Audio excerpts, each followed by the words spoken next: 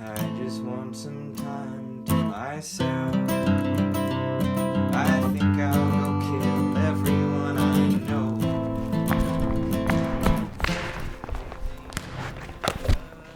I pray thee, good Camillo, be no more importunate. 'Tis a sickness denying thee anything, a death to grant this. It is 15 years since I last saw my country. Though I have for the most part been aired abroad, I desire to lay my bones there. Besides, the penitent king my master hath sent for me, to whose feeling sorrows I might be some allay, or at least I are ween to think so, which is another spur to my departure. As thou lovest me, Camillo, wipe not out the rest of thy services by leaving me now. The need I have of thee thine own goodness hath made. Better not to have had thee than thus to want thee. Thou, having made me services which none without thee can sufficiently manage, must either stay to execute them thyself, or take away with thee the very services thou hast done. Which, if I have not enough considered, as too much I cannot, to be more thankful to thee shall be my study and my profit, there in the heaping friendships. Of that fatal country, Sicilia, prithee speak no more, whose very naming punishes me with the remembrance of that penitent, as thou callest him, and reconciled king, my brother, whose loss of his most precious queen and children are even now to be afresh lamented. Say to me, when sawest thou the heir, Florizel, my child? Kings are no less unhappy, their issue not being gracious, than they are in losing them when they have approved their virtues. Sir, it is 3 days since I last saw your heir. What their happier affairs may be are to me unknown. Though I have missingly noted they are of late much retired from court and less frequent to their royal exercises than formerly they hath appeared. I have considered so much, Camillo, and with some care, so far that I have eyes under my service which look upon their removedness, from whom I have this intelligence, that they are seldom from the house of a most homely shepherd, a man, they say, that from very nothing and beyond the imagination of his neighbors is grown into an unspeakable estate. I have heard, sir, of such a man, who hath a daughter of most rare note. The report of her exceeds what can be thought to begin from such a cottage. That's likewise part of my intelligence, but I fear the angle that plucks our child thither. Thou shalt accompany us to the place, where we shall not, appearing what we are, have some question with the shepherd, from whose simplicity I think it not uneasy to get the cause of our child's resort thither. Prithee be my present partner in this business, and lay aside the thoughts of Sicilia. I willingly obey your command. My best Camillo. We must disguise ourselves.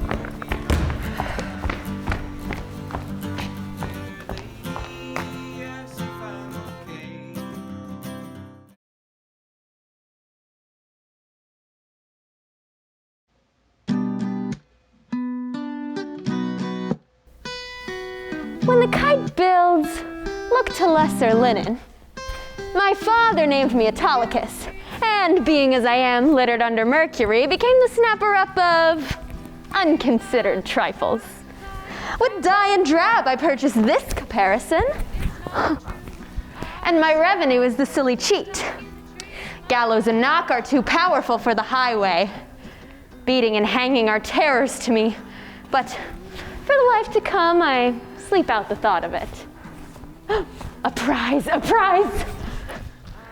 Let me see. Every 11 weather tods, every tide yields pound and shilling.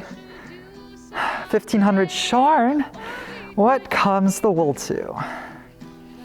What comes the wool to? If the spring holds, the cock's mine. What comes the wool to? What comes the wool to? I cannot do it without counters. Let me see, what am I to buy for our sheep shearing feast?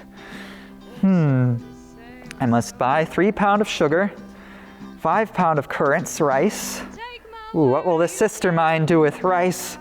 But my father hath made her mistress of the feast, and she lays it on. I must buy saffron to color the warden pies, mace, dates. Ooh, none, that's out of my note. Ooh, nutmegs, 7. A race or two of ginger, but that I may beg. 4 pound of prunes, and as many of raisins of the sun. Raisins of the sun. What is raisins of the sun? Huh. Oh, that ever I was born! Pluck but off these rags and then death! Death! Alack, poor soul, thou hast need of more rags to lay on thee, rather than have these off. No, sir, the loathsomeness of them offends me more than the stripes I have received, which are mighty ones and millions. Alas, poor man, a million of beatings may come to a great matter. I am robbed, sir, and beaten, my money and apparel taken from me, and these detestable things put upon me. What? By a horseman or a footman? A footman, sweet sir, a footman. Come, give me thy hand, I'll help you. Oh, good sir.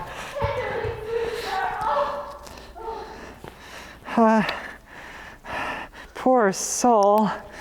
Dear sir, I fear, sir, my shoulder blade is out.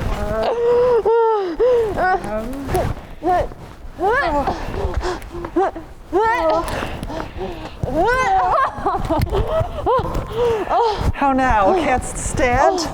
Oh, thank you, dear sir.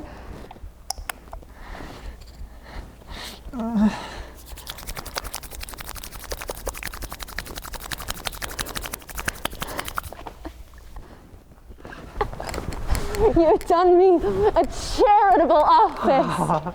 Hast thou any money? I have some for thee. Oh, no, sir. Oh, offer me no money. I have a good kinsman not 3/4 of a mile hence. There I shall have money or anything that I want. Offer me no money, sir. It kills my heart.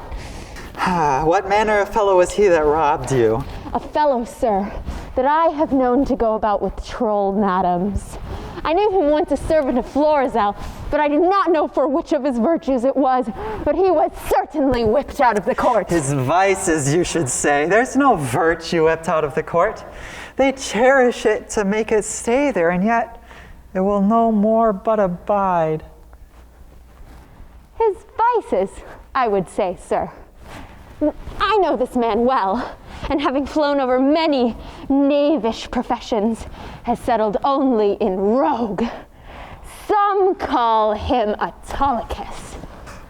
Out upon him! Prig, by my life, prig! He haunts wakes, fairs, and fair baitings. Very true. He, sir, he. Oh, That's the rogue that put me into this apparel. not a more cowardly rogue in all Bohemia. If you had but looked big and spit at him, he'd have run. Oh, I must confess to you, sir, I'm no fighter. I'm false of heart that way, and that he knew, I warrant him. How do you now? Oh, sweet sir, much better than I was. I will even leave you and pace softly towards my kinsman's. Shall I bring thee on thy way? Oh, no, good sweet sir. Well, I'll say farewell. I must go buy spices for our sheep shearing feast. Prosper you, sweet sir.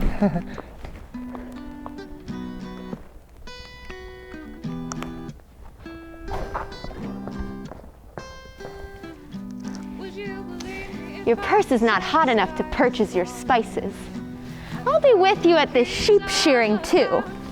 And if I let not this cheat bring out another, and my shearers prove sheep, let me be unrolled and my name put in the book of virtue.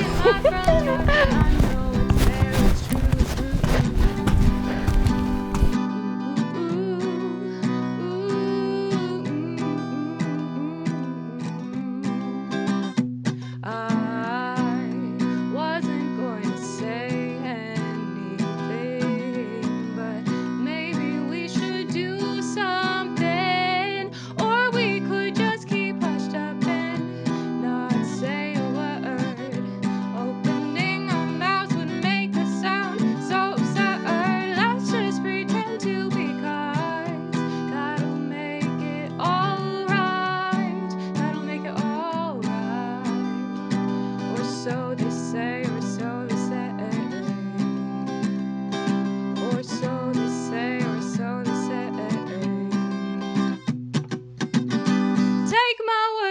you can try flying with the birds, just like the birds do. These are unusual weeds. To each part of you does give a life. No shepherdess, but Flora appearing in April's front. And this year's sheep shearing is as a meeting of the petty gods, and you, the queen on it. Oh, my gracious friend, to chide at your extremes, it not becomes me. Oh, pardon that I name them. Your high self, the gracious mark of the land, you have obscured with a swain's wearing, and me, poor lowly maid, both goddess-like pranked up. But that our feasts in every mess have folly, and the feeders digest it with a custom, I should blush to see you so attired, swoon, I think, to show myself a glass. I bless the time the mother falcon made her flight across thy father's ground. Now Jove afford you cause. To me the difference forges dread. Your greatness hath not been used to fear, but even now I tremble to think your father by some accident should pass this way as you did. Oh, the fates, how would he look to see his work so noble vilely bound up? What would he say? And how should I, in these my borrowed flaunts, behold the sternness of his presence? Apprehend nothing but jollity. The gods themselves, humbling their deities to love, took the shapes of beasts upon them.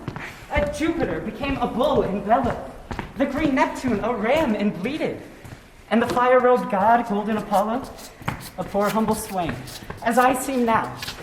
Their transformations were never for a piece of beauty rarer, nor in a way so chaste. For my desires run not before mine honor, nor my lusts burn hotter than my faith. Oh, Florizel, your resolution cannot hold when 'tis opposed, as it must be by the power of the king. What of these two necessities, which then will speak, that you must change this purpose, or I my life? Thou dearest Perdita, with these forced thoughts I prithee, darken not the mirth of the feast. Or I'll be thine, my fair, or not my father's. For I cannot be mine own, nor anything to any, if I be not thine. To this I am most constant, though destiny say no. Be merry, gentle. Strangle such thoughts as these with anything you behold the while. Your guests are coming. Lift up your countenance as it were the day of celebration of that nuptial which we two have sworn shall come. O Lady Fortune, stand you auspicious. See, your guests approach. Address yourself to entertain them sprightly, and let's be read with mirth. Fie, daughter! When my old wife lived upon this day, she was both pantler, butler, cook, both dame and servant, welcomed all, served all. She would sing her song and dance her turn. Now here at the upper end of the table, now in the middle, on his shoulder, in his, her face afire with labor, and the thing she took to quench it, she would each one sip. Now, pray you, bid these unknown friends 'tis welcome, for it is a way to make us better friends, more known. Mistress o' the feast, come on. Welcome, sirs. It is my father's will that I should take on me the hostessship of the day. You're welcome, sir. Give me those flowers there, Dorcas. Reverend sirs, for you there's rosemary and rue. These keep seeming in savor all winter long. Grace and remembrance be to you both, and welcome to our shearing. Shepherdess, a fair one are you, well fit our age with flowers of winter. Sir, the year growing ancient, not yet on the death of summer, nor on the birth of trembling winter, the flowers of our season are our street carnations and gillivores, which some call nature's bastards. Of that kind are rustic gardens barren, and I care not to get slips of them. Wherefore, gentle maiden, do you neglect them? For I have heard it said there is an art in which their piedness shares with great creating nature. Say there be, yet nature is made better by no mean, but nature makes that mean. So over that art which you say adds to nature is an art that nature makes. You see, sweet maid, we marry a gentler scion to a wilder stock, and make conceive a bark of baser kind. This is an art that does mend nature, change it, rather, but the art itself is nature. So it is. Then make your garden rich in gillivores, and do not call them bastards. I'll not put the dibble in earth to set one slip of them, no more than, were I painted, I would wish this youth to say 'twere well, and only therefore desire to breed by me. Here's flowers for you. Hot lavender, mints, savory, marjoram, the marigold that goes to bed with the sun and rises with him weeping. These are flowers of middle summer, and I think they are given to those of middle age. You're very welcome. I should leave grazing, rye of your flock, and only live by gazing. Out! Alas, you'd be so lean that the blasts of January blow you through and through. Now, my fairest friend, I would I had some flowers of the spring that might become your time of day, and yours, that wear upon your virgin branches, yet your maidenhead's growing. O Proserpina, for the flowers now that frighted thou, lest fall from Dissus' wagon, daffodils that come before the swallow dares, and take the winds of March with beauty, violets dim but sweeter than the lids of Juno's eyes, or Cytherea's breath, pale primroses that die unmarried ere they can behold bright Phoebus in his strength, a malady most incident to maids, bold oxlips and the crown imperial, lilies of all kinds, the flower de luce being one. Oh, these I lack to make you garlands of, and my sweet friend to strew you o'er and o'er. What, like a corpse? No, like a bank for love to lie and play on. Not like a corpse, or if not to be buried, but quick and in mine arms. Come, take your flowers. Methinks I play as I have seen them do in Whitsun pastorals. Sure, this robe of mine does change my disposition. What you do still betters what is done. When you speak sweet, I'll have you do it ever. When you do sing, I'll have you buy and sell so. So give alms, pray so. And for the ordering your affairs, to sing them too. When you do dance, I wish you a wave o'er the sea, that you might ever do nothing but that. Move still so, and own no other function. Each your doing, so singular in each particular, crowns what you are doing in the present deeds, that all your acts are queens. Oh, Dorcas, your praises are too large, but that your youth and the true blood, which peeps fairly through it, do plainly give you out an unstained shepherd. With wisdom I might fear, my Dorcas, you wooed me the false way.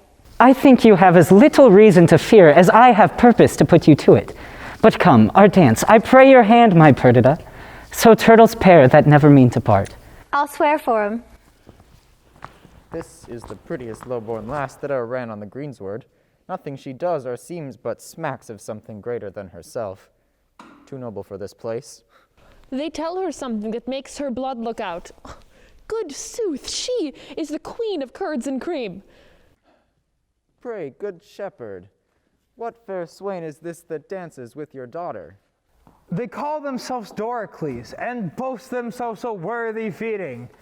But I have it on their own report, and I believe it. They look like sooth.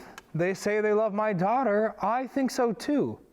For never gaze the moon upon the water as they stand and read as 'twere my daughter's eyes. And, to be plain, I think there's not half a kiss to choose who loves another best. She dances featly. So she does anything, though I report it should be silent. If young Dorcas do light upon her, she shall bring them that which they not dreams of. Oh, master, if you would but hear the peddler at the door, you would not dance after tabor nor pipe. No, the bagpipe could not move you. He sings several tunes faster than you'll tell money. He sings as though he's eating ballads, and all men's ears grow to his tunes. He could never come better. He shall come in. I love a ballad, but even too well if it be doleful matter merrily set down, or a very pleasant thing indeed sung lamentably. He has songs for men or women of all sizes. No milliner could so well fit a glove to customer. He has the prettiest love songs for maids, so without pottery, which is strange, singing such burdens of dildos and thumpings.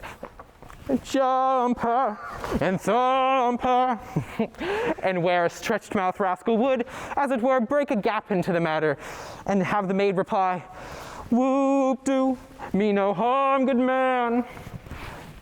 Slight him and put him off. Whoop do me no harm, good man. This is a brave fellow. Believe me, thou talk'st of an admirable, conceited fellow. Prithee, bring him in and let him approach singing. He hath ribbons of all the colors of the rainbow. Come on, strike up.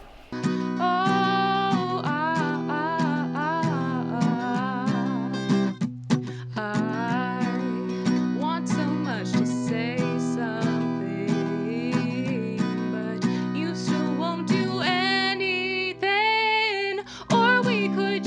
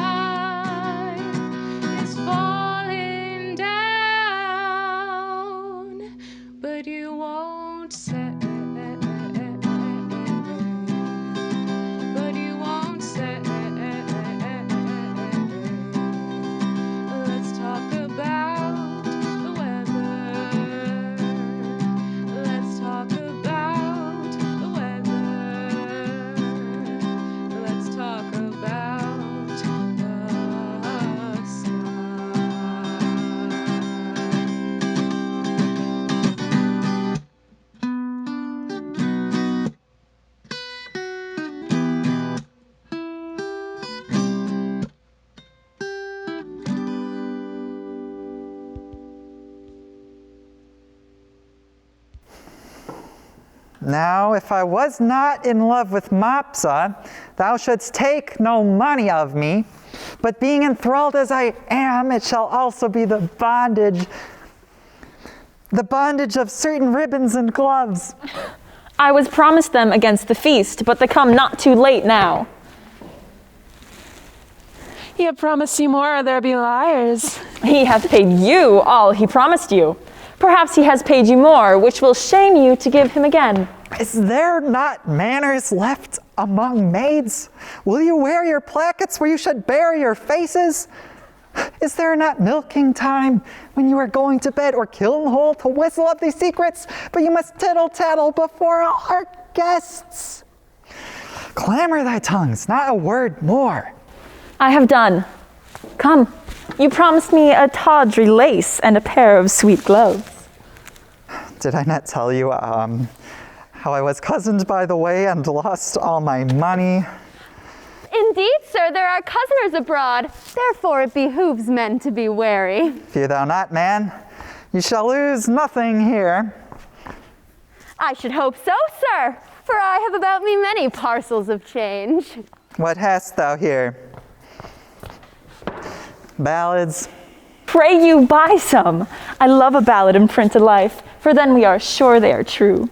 Here's one to a very doleful tune about a usurer's wife who was put to bed at 20 money bags at a burden, and who longed to eat adders' heads and toads carbonadoed. Is it true, think you? Very true, and but a month old. Oh, bless me for marrying an usurer. Why should I carry lies abroad? Pray you now buy it. Come on, lay it by. Let's first see more ballads. We'll buy the other things anon. Here's another ballad about a fish that washed up on the coast on Wednesday, the fourscore of April, 40,000 fathom above the water, and was sung against the hard hearts of maids. 'Tis a very pitiful one, and as true. Is it true too, think you? 5 justices' hands at it, and more witnesses than my pack can hold. Lay it by 2. Another. Here's a merry one, but a very pretty one. Let's have some merry ones. Here's a merry ballad that goes to the tune of 2 ladies wooing a man. There's scarce a maid westward, but she sings it. 'Tis in request, I can tell you. We can both sing it. If thou shalt bear part, thou shalt hear. 'Tis in 3 parts. We have heard the tune on't a month ago. I can bear my part. Thou shalt know 'tis my occupation. Have at it with you.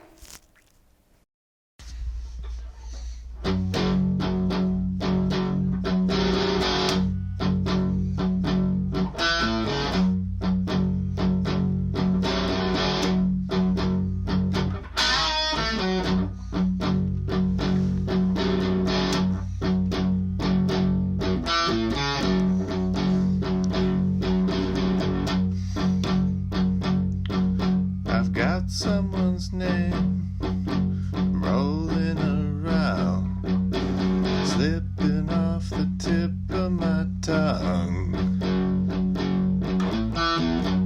I'm fit to see my skin, standing so close to the sun. Hold on while I get steady, leaning just a bit, and kick my heels low.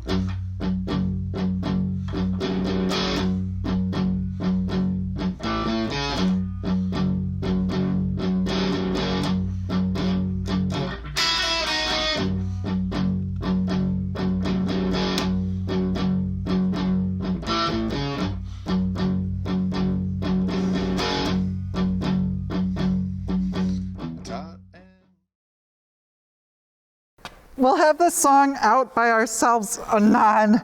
My father and the gentlemen are in sad talks. We'll not trouble them. Come, bring thy pack and follow me. Wenches, I'll buy for you both. Peddler, let's have the first choice. Follow me, girl. Follow me, girls. And you shall pay well for 'em. Master!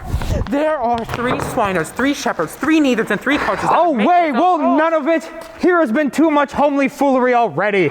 I know, sir, we weary you. You weary those that refresh us. One of the 3 of them hath danced before the king. Leave your prating. Is it not too far gone? 'Tis time to part them. He simple and tells much.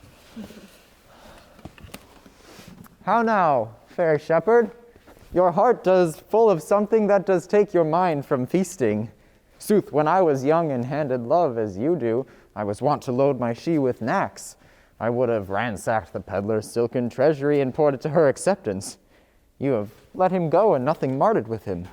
Sir, I know she prizes not such trifles as these are. The gifts she looks from me are packed and locked up in my heart, which I have given already, but not delivered. Oh, hear me breathe my life before this ancient sir, who it should seem hath sometime loved. I take thy hand. What is this?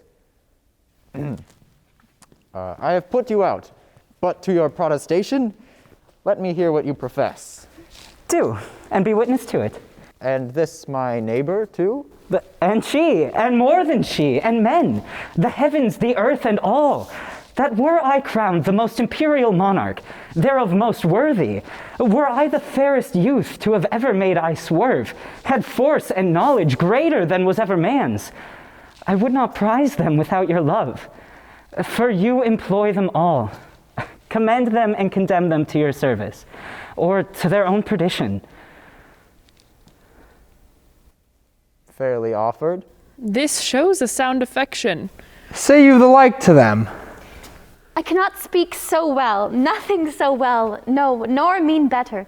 By the pattern of my own thoughts, I cut out the purity of yours. Take hands, a bargain, and friends unknown, you'll be witness to it.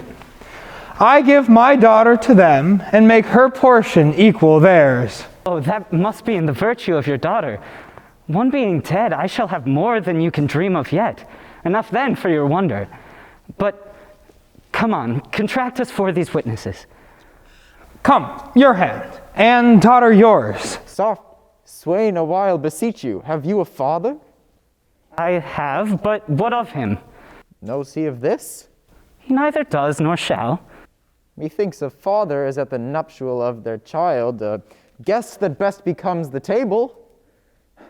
Pray you once more, is he not grown incapable of reasonable affairs?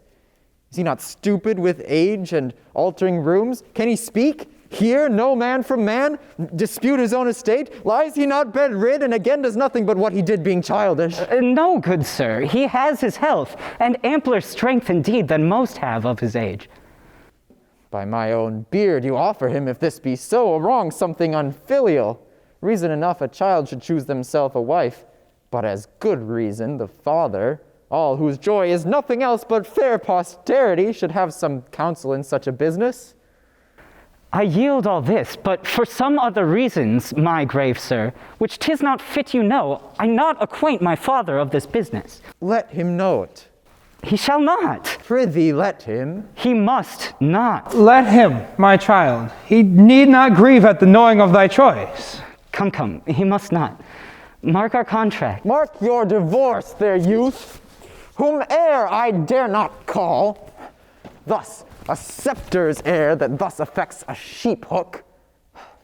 Thou old traitor, I am sorry that by hanging thee I can but shorten thy life 1 week.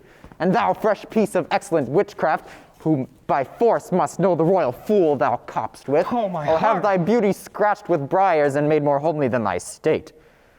For thee, fond youth, if ever I may hear that thou dost but sigh, that thou shalt never see this knack, we'll bar thee from succession, not hold thee of our blood, no, not our kin. Follow us to the court. Thou churl, for this time, though full of our displeasure, will free thee from the dead blow of it. And you, enchantment, if ever henceforth thou these rural latches to their entrance open, or hoop their body more with thy embraces, I will devise a death for thee as cruel as thou art tender to it. even here, undone. I was not so much afeard, for once or twice I was about to speak and tell him plainly that the selfsame sun which shines upon his court hides not his visage from our cottage, but looks on alike. Will it please you, love? Be gone. Of your own state, take care. This dream of mine being now awake, I'll quit it no inch further, but milk my ewes and weep. Why, how now, father? Speak ere thou diest. I cannot speak, nor think, nor dare to know that which I know. O youth, you have undone a man of 83 who thought to fill his grave in quiet, yea, to die upon the bed my father died, to lie close by his honest bones. But now some hangman must put on my shroud and lay me where no priest shovels in dust. O cursed wretch, thou knewest was there, and wouldst adventure to mingle faith with them. Undone, undone!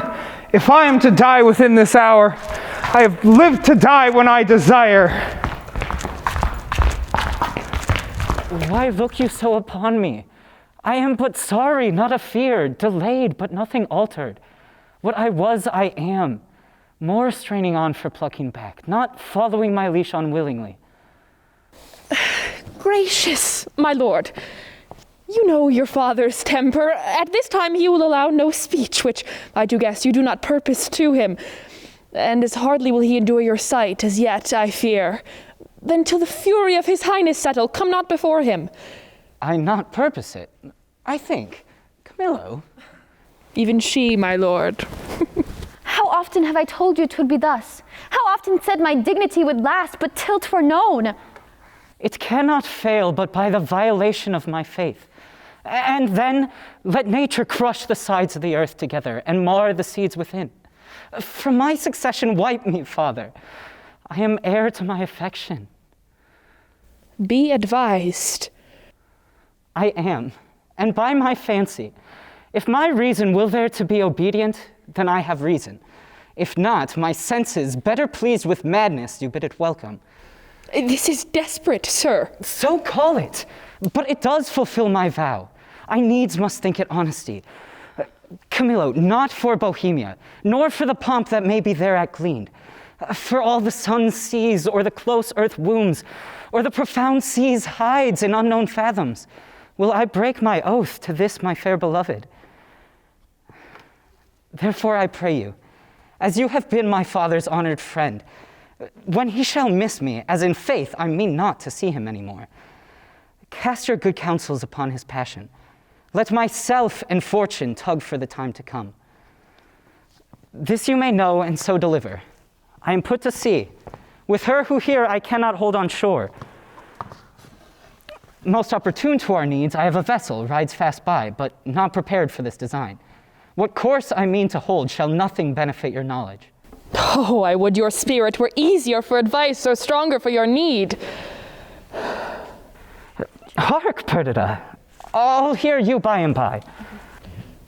Fair ear removable, resolved for flight. Now were I happy if their going I could frame to serve my turn.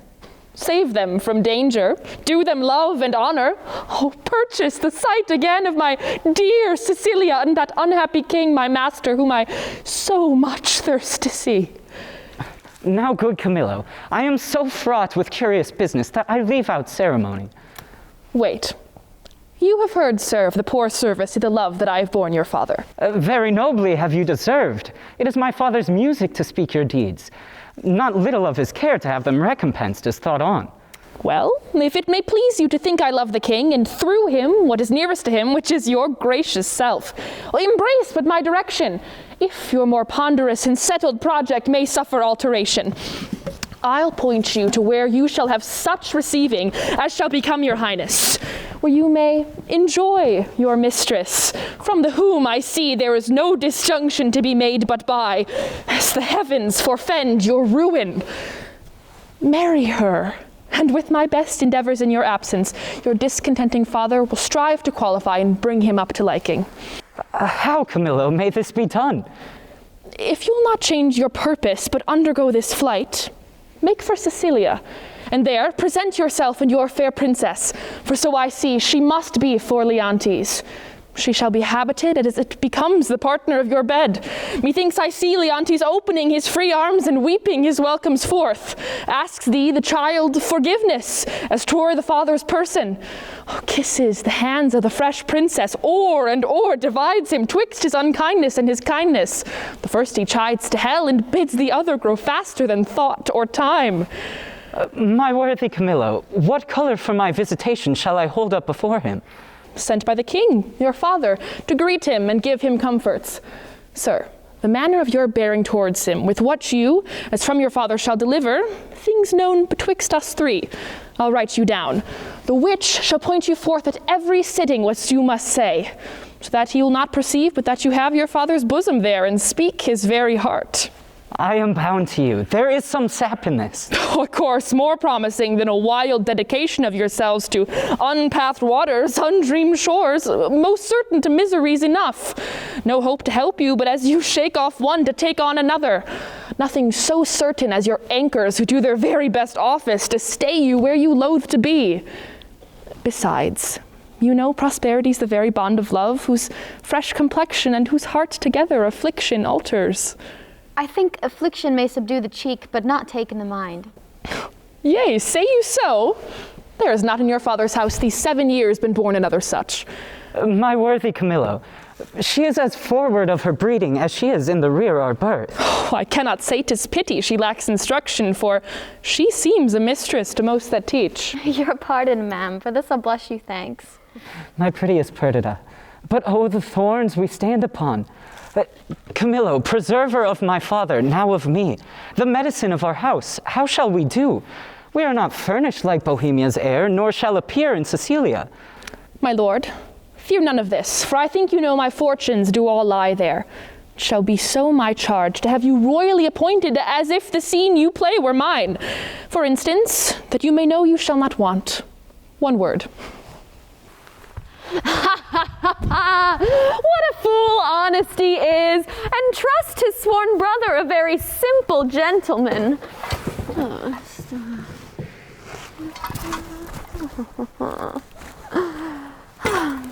I have sold all of my trumpery.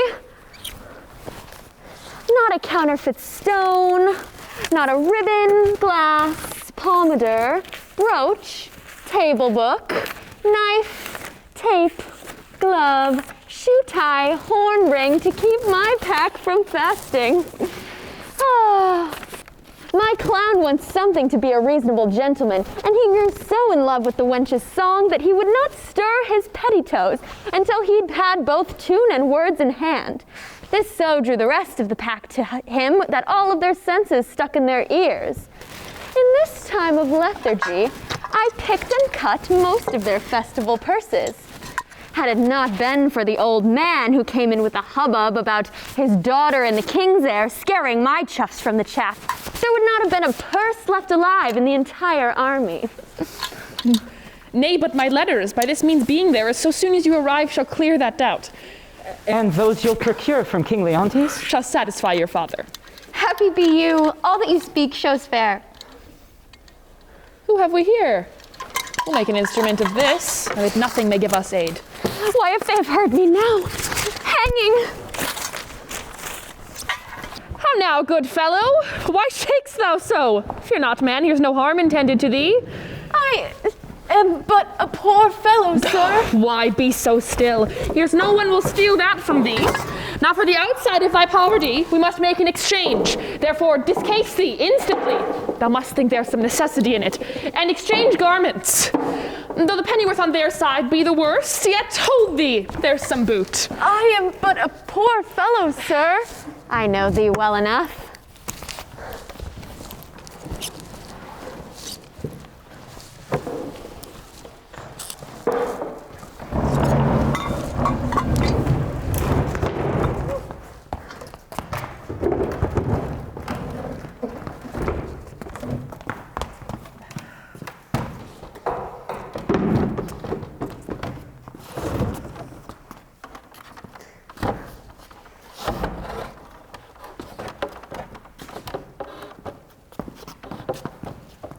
Nay, prithee dispatch, the gentleman's half laid already.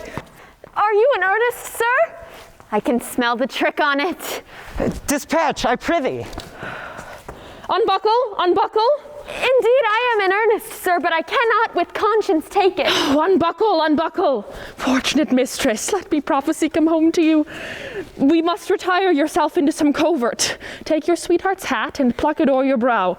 Muffle your face, dismantle you, and as you can, disliken the truth of your own seeming. For that you may, I do fear eyes over to shipboard, get undescried.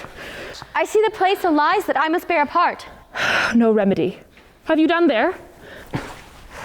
Should I now meet my father? He would not call me his. Nay, you shall have no hat.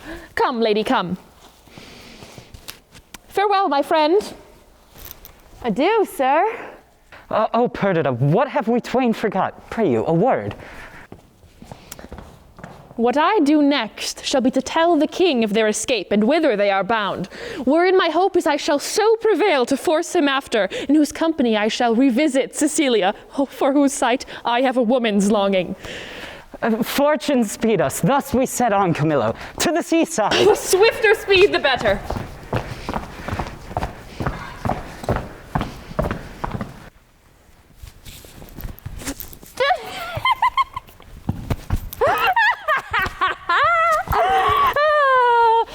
Understand this business, I hear it. To have an open ear, a sharp eye, and a quick hand is necessary for a cut purse.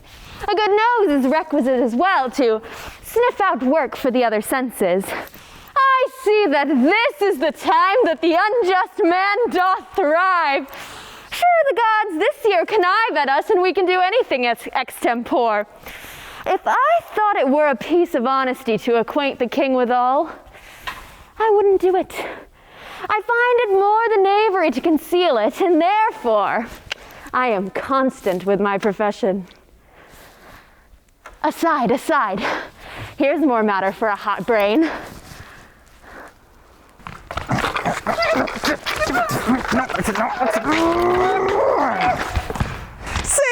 See what a man you are now!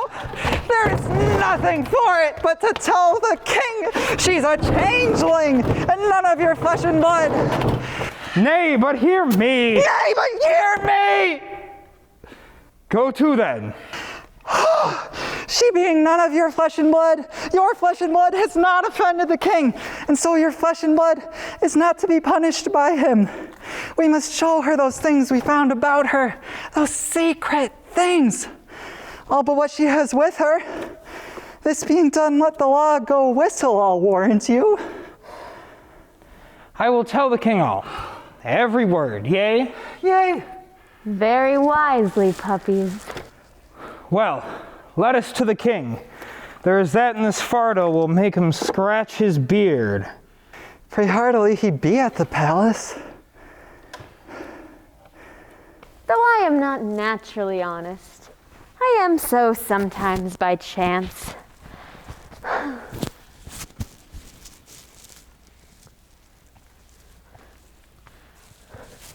How now, rustics? Whither are you bound? To the palace. Ain't like your worship? Your affairs there? What? With whom? The condition of that fardel, the place of your dwelling, your names, ages, of what having, being, and anything else pertaining to be known. Discover. We are but plain fellows, ma'am. A lie. You are rough and hairy.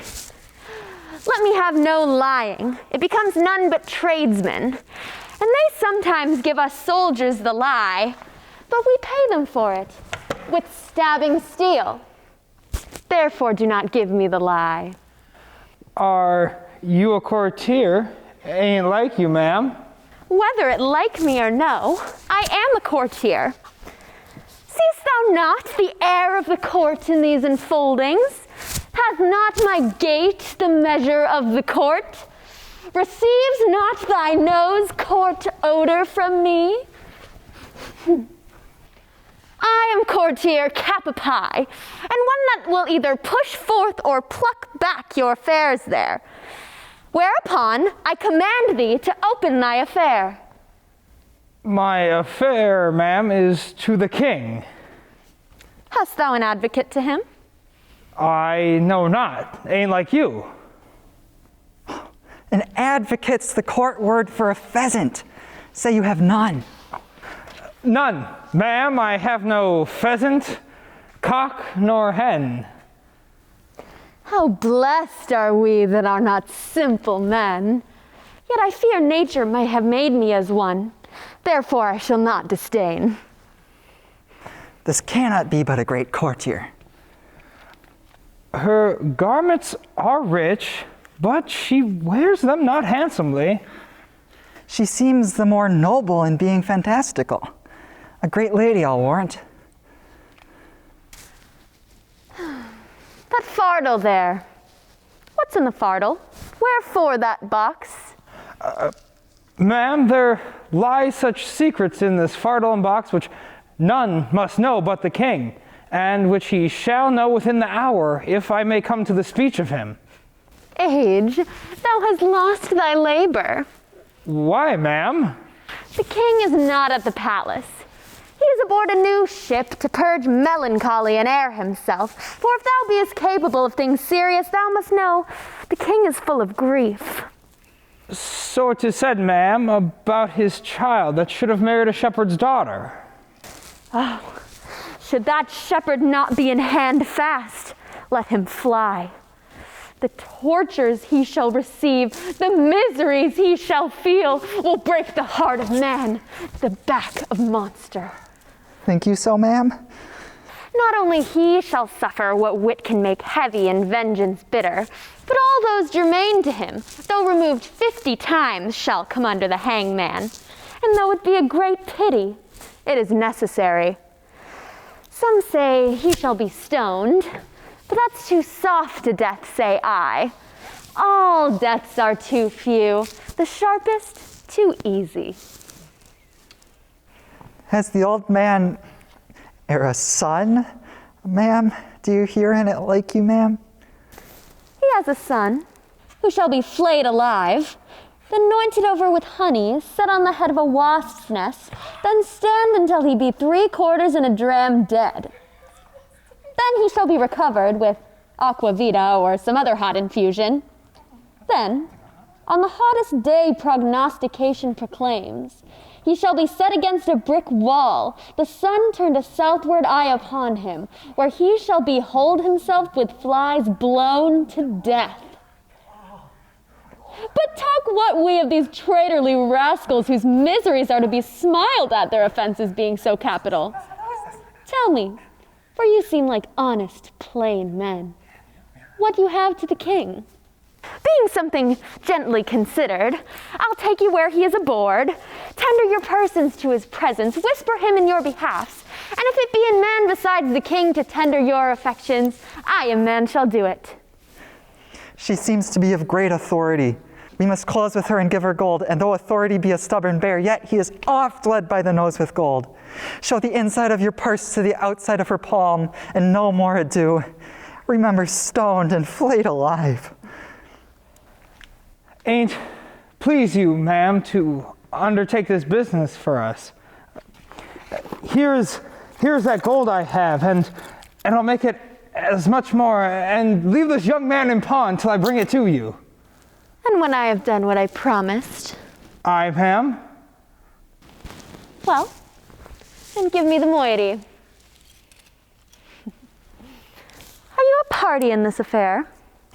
In some sort, ma'am. And though my case be a pitiful one, I hope I shall not be flayed out of it.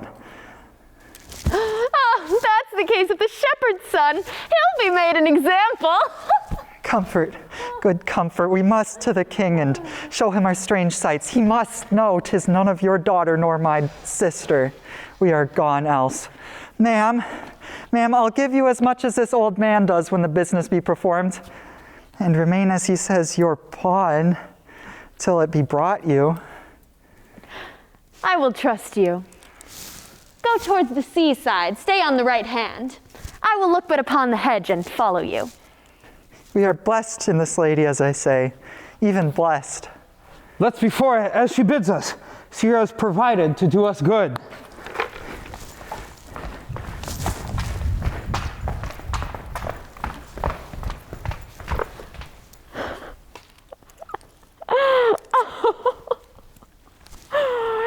had a mind to be honest. I see fortune would not suffer me. She drops booties in my mouth. I'm courted now with a double occasion. Gold, and the means to do my master Florizel well. And who knows how that may come back to my advancement.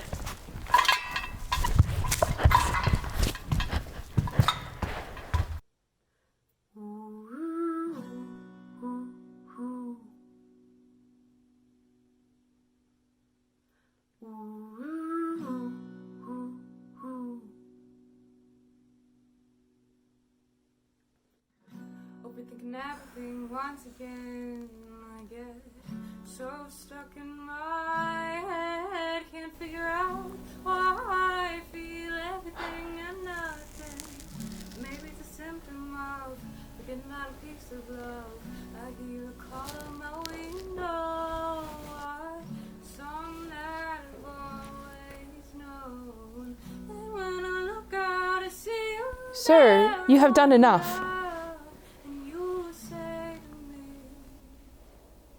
you can feel hurt to cry. Sir, you have done enough, and have performed a saint-like sorrow. No fault could you make which you have not redeemed, indeed paid down more penitence than done trespass. At the last, do as the heavens have done. Forget your evil. With them, forgive yourself.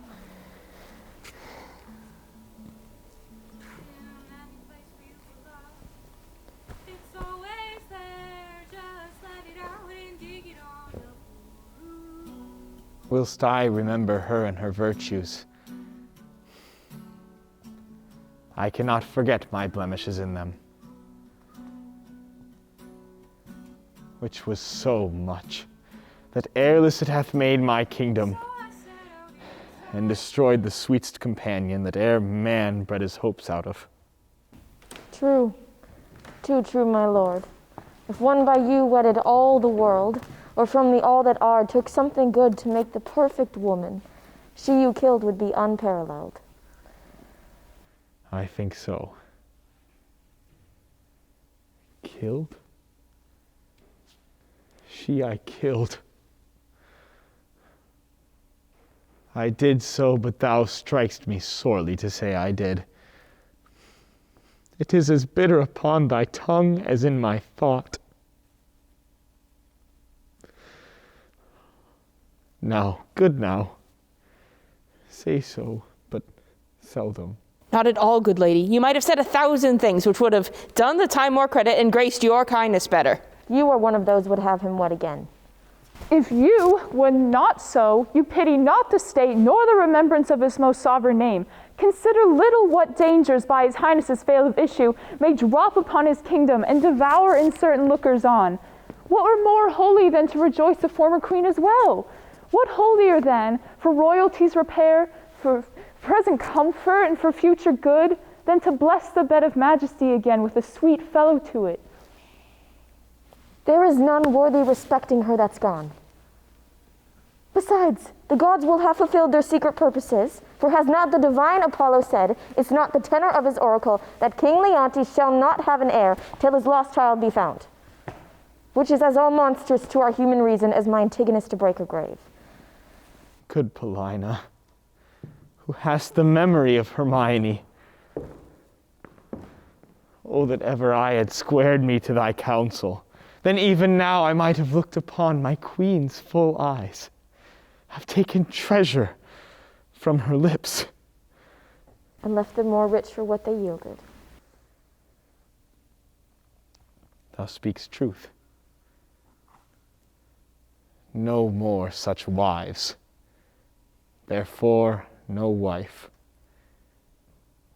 One worse and better used would make her sainted spirit again possess her corpse, and on this stage where we offenders now appear, soul vexed, and begin, why to me? Had she such power, she had just cause. She had stars.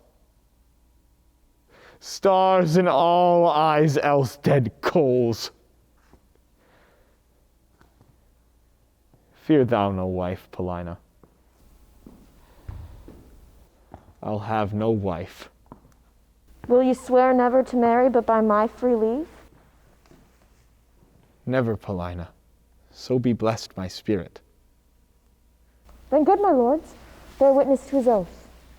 You tempt him overmuch. Unless another as like Hermione as is her picture affront his eye. Good madam. I have done. Yet if my lord will marry, if you will, sir, no remedy but you will, give me the office to choose you a queen. She shall not be so young as was your former, but she shall be such as walked your first queen's ghost. It should take joy to see her in your arms. My true Paulina, we shall not marry till thou bidst us. That shall be when your first queen's again in breath, never till then. One that gives himself as Florizel, child of Polixenes, with a princess, she the fairest I have yet beheld, desires access to your high presence. What with them? They come not like to their father's greatness. Their approach, so out of circumstance and sudden, tells us 'tis not a visitation framed, but forced by need and accident. What train? But few, and those but mean. A princess, say you, with them? Aye, the most peerless piece of earth, I think, that e'er the sun shone bright on. Oh, Hermione, as every present time doth boast itself above a better gone, so must thy grave give way to what's seen now. While you yourself have said, and writ so, but your writing now is colder than that theme, she had not been, nor was not to be equaled. Thus your verse flowed with her beauty once, 'tis shrewdly ebbed to say you have seen a better. Pardon, madam, the one I've almost forgot, your pardon. The other, when she has obtained your high, will have your tongue too. Go, Cleomenes. Yourself, assisted with your honored friends, bring them to our embracement. Still, 'tis strange they thus should steal upon us. Had our prince, jewel of children, seen this hour, he had paired well with this one. There was not a full month between their births. Prithee, no more. Cease. Thou know'st he dies to me again when talked of.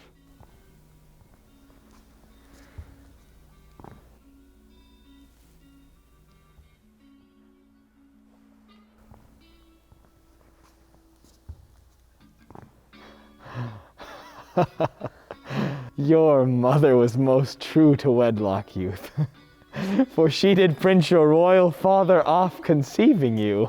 Were I but 21, your father's image is so hit in you, his very heir, that I should call you brother, and speak of something wildly by us performed before. Most dearly welcome, and fair princess, goddess. Oh, alas, I lost a couple that twixt heaven and earth might thus have stood, begetting wonder, as you, gracious couple, do. And then I lost all mine own folly, the amity, society too, of your brave father, whom, though bearing misery, I desire my life once more to look on him. By his command have I touched Cecilia, and from him give you all greetings that a king at friend can send his brother. And but infirmity which waits upon worn times hath something seized his wished ability. He had himself the lands and waters twixt your throne and his, measured to look upon you, whom he loves. He bade me say so, more than all the scepters and those that bear them living. Oh, my brother, good gentleman, the wrongs I have done thee stir afresh within me. And these thy offices so rarely kind are as interpreters of my behindhand slackness. Welcome hither, as is the spring to the earth. And hath he too exposed this paragon to the fearful usage, at least ungentle, of the dreadful Neptune, to greet a man not worth her pains, much less the adventure of her person? My wife's safe here where we are. The blessed gods purge all infection from our air, whilst you do climate here. Most noble sir, that which I shall report will bear no credit with a proof not so nigh. Please you, great sir, Bohemia greets you from himself by me, desires you to attach his child, who has their dignity and duty both cast off, fled from their father, from their hopes, and with a shepherd's daughter. Where's Bohemia? Speak. Here, in your city. I now come from him. I speak amazedly, and it becomes my marvel and my message. Camillo has betrayed me, whose honor and whose honesty till now endured all weathers. Lay it so to her charge. She's with the king, your father. Who? Camillo? Camillo, sir. I spake with her, who now has these poor men in question. Never saw I wretches so quake. They kneel, they kiss the earth, forswear themselves as often as they speak. Bohemia stops his ears and threatens them with divers deaths and death. Oh, my poor father! The heavens set spies upon us, will not have our contract celebrated.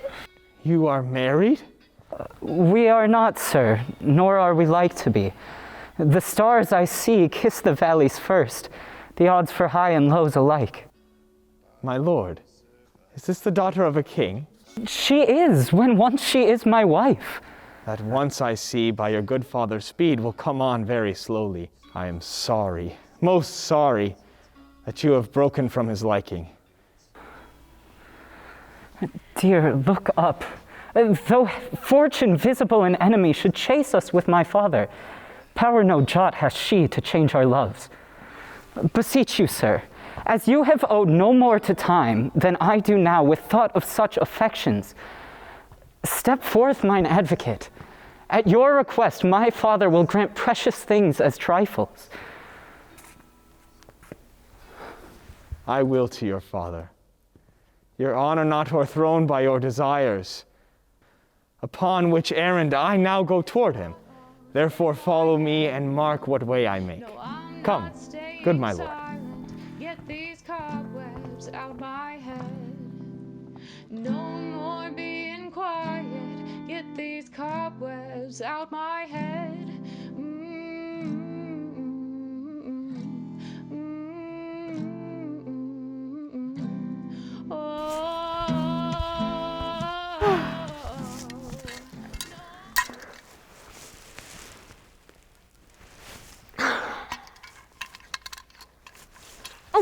Beseech you, sir, were you present at this relation? Oh, I was by at the opening of the fardel.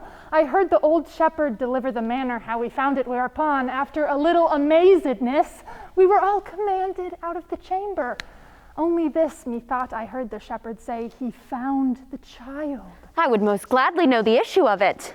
I make a broken delivery of the business, but the changes I perceived in the king and Camillo were very notes of admiration. They seemed almost with staring on one another to tear the cases of their eyes. There was speech in their dumbness, language in their very gesture. They looked as though they had heard of a world ransomed, or one destroyed.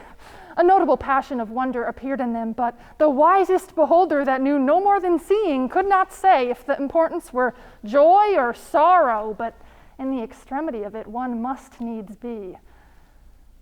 Oh, here comes a gentleman who happily knows more. What news, Rogero? Nothing but bonfires. The oracle is fulfilled. The king's daughter is found. Such a deal of wonder is broken out within this hour that ballad makers cannot be able to express it. Here comes the Lady Paulina's servants. They can deliver you more. How goes it now? This news, which is called true, is so like an old tale that the varied of it is in strong suspicion. Has the king found his heir? There is such evidence in the proof. Tis true, a true forever pregnant by circumstance. The mantle of Queen Hermione's and her jewel about the neck of it, these and many other evidences proclaim her to be the daughter of the king. Did you see the meeting of the two kings? No. Then you have lost a sight which was to be seen, cannot be spoken of. There might you have beheld one joy crowning another. And so it seemed that sorrow wept to take leave of them, for their joy was so weighted in tears. I have never seen another encounter like it. But oh, the noble combat that twixt joy and sorrow in Paulina. She had one eye declined for the loss of her wife, and another elevated that the oracle was fulfilled. She lifted the princess from the earth, and so pins her close into her heart so that she might be in no more danger of losing. Are they returned to the court? No, the princess, hearing of her mother's statue, which is in the keeping of Paulina, which was many years in the doing and now newly performed, thither, with all greediness of affection, they are gone, and they intend to sup. Shall we thither, and with our company piece the rejoicing? Every wink of an eye, some new grace will be born.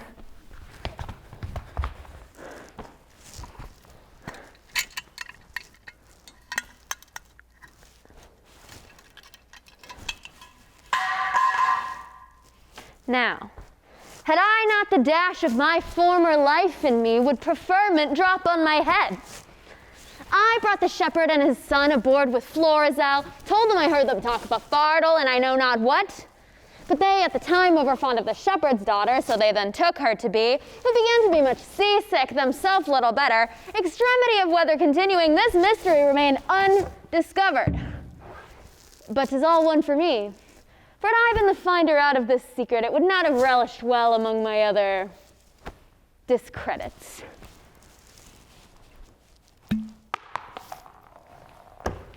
Here come those I've done good to against my will, and already relishing in the blossoms of their fortune. Come, boy. I am past more children, but thy sons and daughters will be all gentlemen born. You are well met, ma'am. You denied to fight with me this other day because you said I was no gentleman born. See you these clothes? Say you see them not, and think me still no gentleman born. I know you are now, sir, a gentleman born. Aye, and have been so any time these 4 hours. And so have I, boy. Aye, and so have you. But I was a gentleman born before my father. For the king's child took me by the hand and called me brother. And then the 2 kings called you brother. And so we wept. And there were the first gentleman-like tears that ever we shed. We may live, son, to shed many more. I humbly beseech you, sir, to forgive me all the faults I have committed against your worship, and to give your good report to Florizel, my master. Prithee, son, do, for we must be gentle now, for we are gentlemen. Thou wilt amend thy life? Aye, and like it your good worship. Then give me thy hand. I'll swear to all thou art as honest a true fellow as any is in Bohemia. You may say it, not swear it. Not swear it? Now I am a gentleman? Let boors and franklins say it. I'll swear it. I will so, to my power, sir. Then follow us. We'll be thy good masters.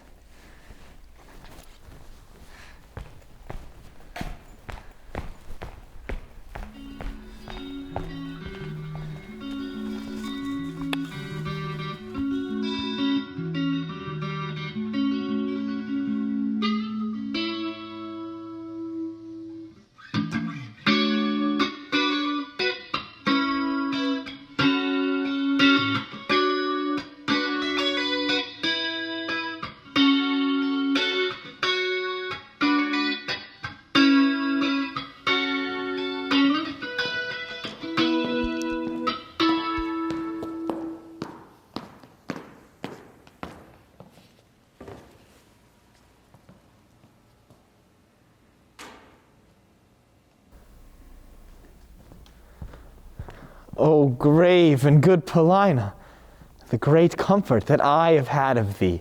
What sovereign, sir, I did not well, I meant well. All my services you have paid home, but that you have vouchsafed with your crowned brother, and these your contracted heirs of your kingdoms, my poor house to visit, is a surplus of your grace which never my life may last to answer. O Paulina, we honor you with trouble, but we came to see the statue of our queen. Your galleries have we passed through, not without much content and many singularities. But we saw not that which my daughter came to look upon, the statue of her mother. As she lived peerless, so her dead likeness I do well believe excels whatever yet you've looked upon, or hand of man hath done. Therefore I keep it lonely apart. But here it is, prepared to see the life as lively mocked as ever still sleep mocked death. Behold and say it is well.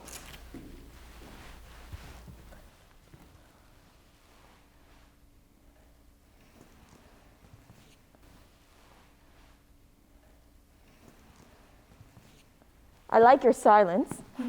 It the more shows off your wonder, but yet speak. First you, my liege, comes it not something near? her natural posture. Chide me, dear stone, that I may say indeed thou art Hermione. Or rather, thou art she and thy not chiding, for she was as tender as infancy in grace. But yet, Paulina, so much to my good comfort as it is now piercing to my soul.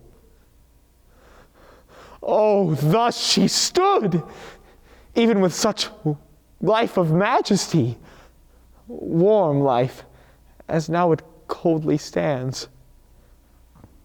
When first I wooed her, I am ashamed. Does not the stone rebuke me for being more stone than it? Oh, royal peace, there's magic in thy majesty, which has my evils conjured to remembrance. And from thy admiring daughter took the spirit, standing like stone with thee. And give me leave, and do not say 'tis superstition that I kneel and implore her blessing. Lady, dear queen that ended, but when I but began, give me that hand of yours to kiss. Oh, patience. The statue is but newly fixed. The color's not yet dry. Oh, my lord, your sorrow is too sore laid on, which 16 winters cannot blow away so many summers dry. Scarce any joy did ever so long live. No sorrow but killed itself much sooner. Dear my brother, let him that was the cause of this have power to take off so much grief from you as he will peace up in himself. Indeed, my lord, if I had thought the sight of my poor image would thus have wrought you, for the stone is mine, I'd not have showed it. Do not draw the curtain.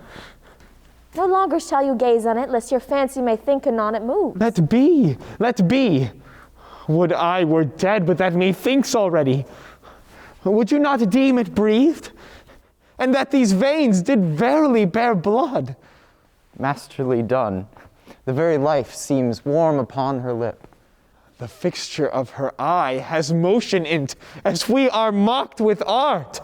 I'll draw the curtain. My lord's almost so far transported that he'll think anon it lives. Oh, Paulina, make me to think so 20 years together. No settled senses of the world can match the pleasure of that madness. Let it alone. I'm sorry that I have thus far stirred you, but I could afflict you further. Do, Paulina, for this affliction has a taste as sweet as any cordial comfort. Still, methinks there is an air comes from her. What fine chisel could ever yet cut breath? Let no man mock me, for I will kiss her. Oh, good my lord, forbear. The ruddiness upon her lip is wet. You'll mar it if you kiss it. Stain your own with oily painting. Shall I draw the curtain? No, not these 20 years. So long could I stand by, a looker on. Either forbear, quit presently the chapel, or resolve you for more amazement. If you can behold it, I'll make the statue move indeed. Descend and take you by the hand. But then you'll think, which I protest against, that I'm assisted by wicked powers. What you can make her do, I am content to look on. What to speak, I am content to hear. For 'tis as easy to make her speak as move. It is required you do awake your faith.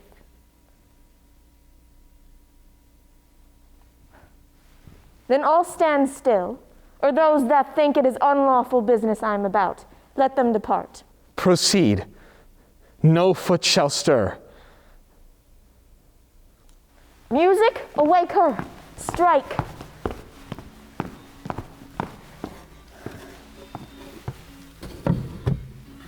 'Tis time. Descend, be stone no more. Approach, strike all that look upon with marvel. Come, I'll fill your grave up. Stir, nay, come away. Bequeath to death your numbness, for from him dear life redeems you.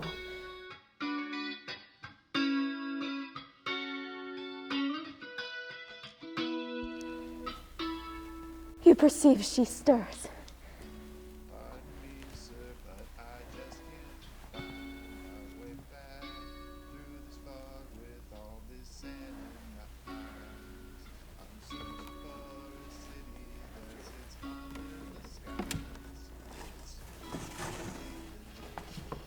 Start not. Her action shall be holy as you hear my spell is lawful. Do not shun her until you see her die again, for then you kill her double.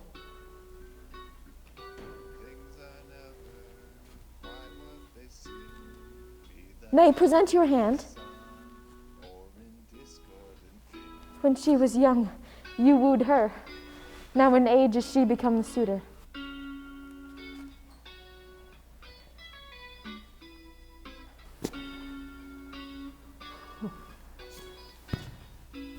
Oh, she's warm. If this be magic, let it be an art lawful as eating.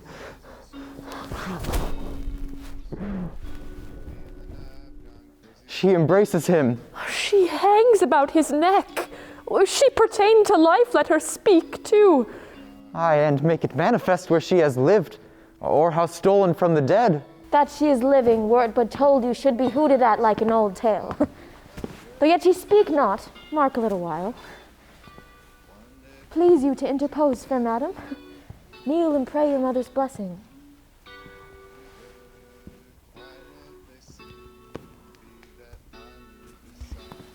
Turn, good lady. Our Perdita is found.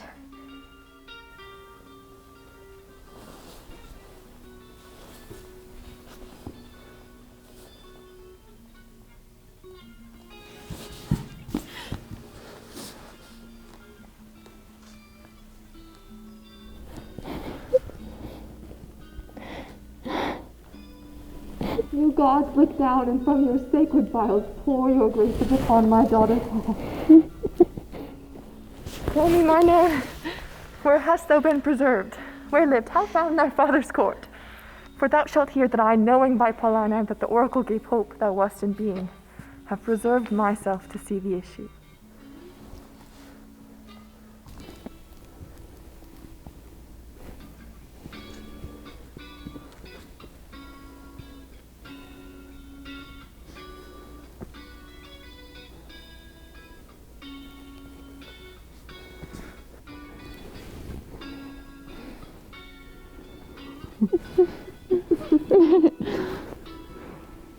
There's time enough for that. Go, you precious winners all. Your exaltation partake to everyone. I, an old turtle, will wing me to some withered bough, and there my mate that's never to be found again lament till I am lost. Oh, peace, Paulina. Thou shouldst another take by my consent, as I by thine a wife. I'll not seek far. For her I partly know her mind, to find thee an honorable wife. Come, Camillo, and take her by the hand, whose worth and honesty is richly noted, and here justified by us, a pair of kings. Let's from this place. What? Look upon my brother. Both your pardons that ere I put between your holy looks my ill suspicion. Good Paulina, lead us from hence, where we may leisurely each one demand an answer to his part performed in this wide gap of time, since first we were dissevered. Hastily lead away,